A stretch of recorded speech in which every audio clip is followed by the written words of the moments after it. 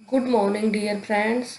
आज हम शुरू करेंगे फर्स्ट यूनिट का थर्ड चैप्टर। टॉपिक का नाम है इलेक्ट्रोस्टैटिक पोटेंशियल एंड फ्लक्स।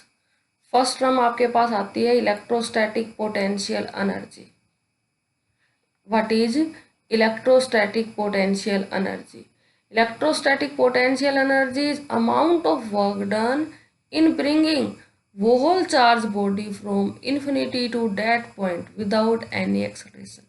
मान लो आपको किसी पॉइंट पी पे चार्ज इन्फिनिटी से लाना है और उस इन्फिनिटी से चार्ज को पी पॉइंट पे लाने पे जितना अमाउंट ऑफ वर्क डन आपको करना पड़ेगा, उस बॉडी को, उस चार्ज को, मतलब पूरी बॉडी को आपको इन्फिनिटी से किसी पॉइंट पी पे लाने में जितना अमाउंट ऑफ वर्क डन आपको करना पड़ेगा, वो वर्क डन क्या कहलाता है? आपका इलेक्ट्रोस्टैटिक पोटेंशियल एनर्जी।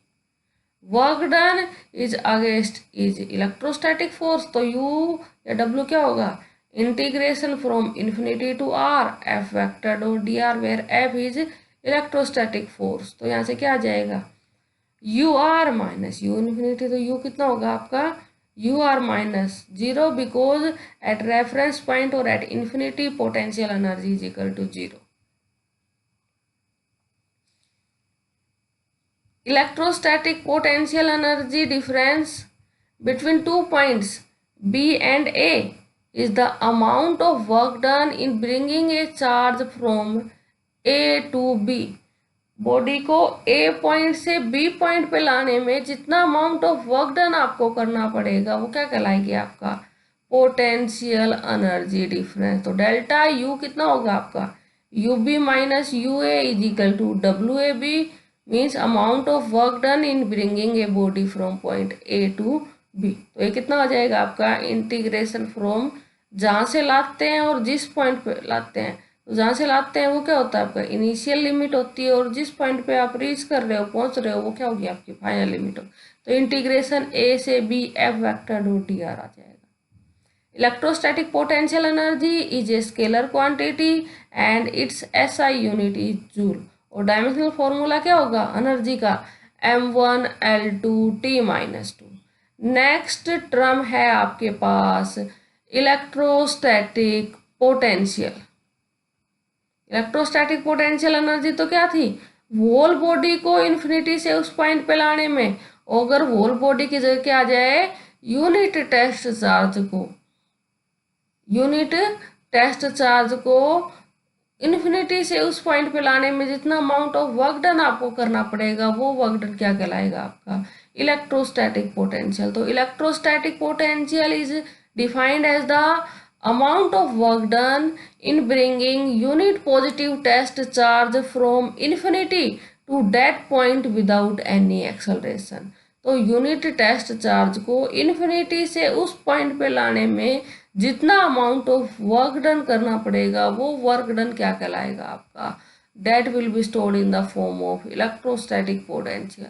यहाँ से डेल्टा वी इन्फिनिटी से बी पे ला रहे हो तो क्या आ जाएगा? डब्ल्यू इन्फिनिटी से बी।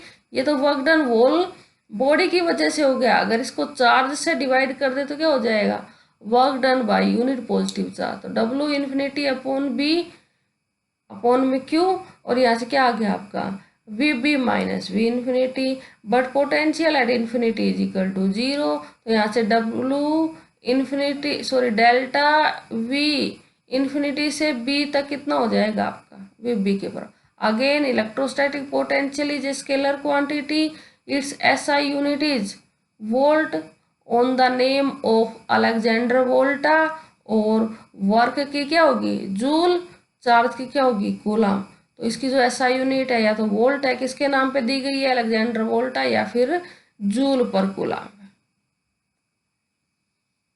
डायमेंशनल फॉर्मूला क्या होगा?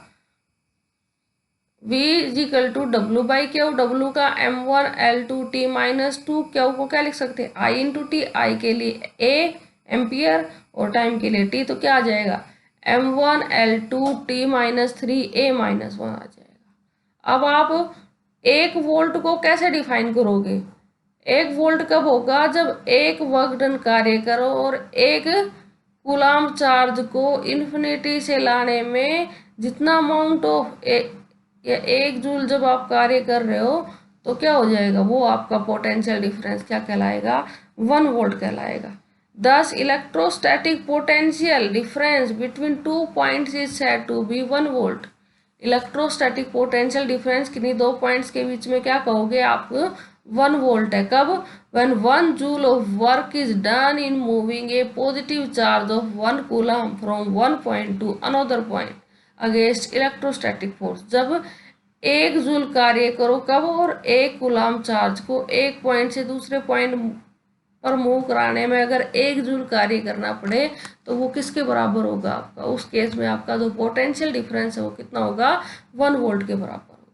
तो potential difference between two points A and B क्या लिखोगे, डेल्टा वी, वहाँ तो क्या था आपका वी इन्फिनिटी से बी, या ए से बी आ रहे हो तो डेल्टा वी क्या होगा आपका डब्ल्यू ए बी अपॉन में क्यू, तो क्या आ गया वी बी माइनस वी ए।